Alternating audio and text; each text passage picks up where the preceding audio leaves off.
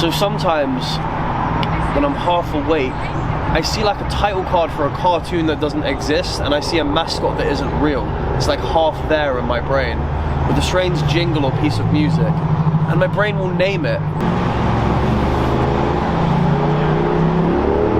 I had a dream where I had a second cat who was just a fatter version of my cat, but he was green and he had 6 legs. My brother put him in the microwave, and I woke up so mad I actually was pissed off at my brother. I cried.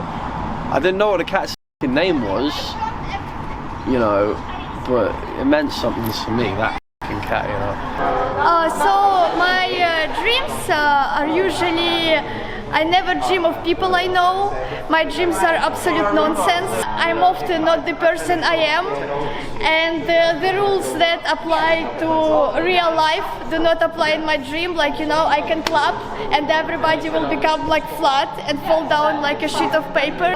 Everything can be black and white except certain parts. My dreams are like nothing connected to this world. They are way too crazy. So this is a nightmare that I had every day for a month when I was like 5. And I was going through a lot of things at that time. But it was basically just a car that would drive into the garden in my house, and no one was driving it. And it would stop, the door would open, and blood would come out. And I would have it every day, and I wouldn't know why. In my family, it became known as the nightmare. I kind of dreamt that I kind of fell into this sort of valley between 2 mountains, you know, snow on the floor, but then nothing on the mountains, so it's kind of like the reverse, you know, you expect kind of snowy peaks. Yeah, I just kind of looked at my hand, and then I saw there was like thorns or like branches growing out of it, and my hand was sort of grey and wooden. I just was like on the grass painting like on a really big canvas. In the dream it was sort of abstract, which is kind of, you know, strange for me because in real life I don't really do a lot of abstract work, but at the time I didn't. After like many years like later of like me like thinking about the dream constantly, because, you know, I do art every single day, I was thinking, why don't I try doing something abstract for once, and why don't I try doing something that's kind of on the borderline of like surrealism and stuff. And that's why I kind of got the inspiration to looking into people like Salvador Dali, for example, or let's say Picasso, anyone like that, or even Andy Warhol. And then I started creating work like this, and then now more recently I've been having a lot more dreams about abstract artwork, and I think that's kind of been a muse for me in terms of when I create my work now, kind of just relay back to my dreams and stuff like that, which is how I get my art like this. Oh my god, that was fantastic. I only have one dream all the time.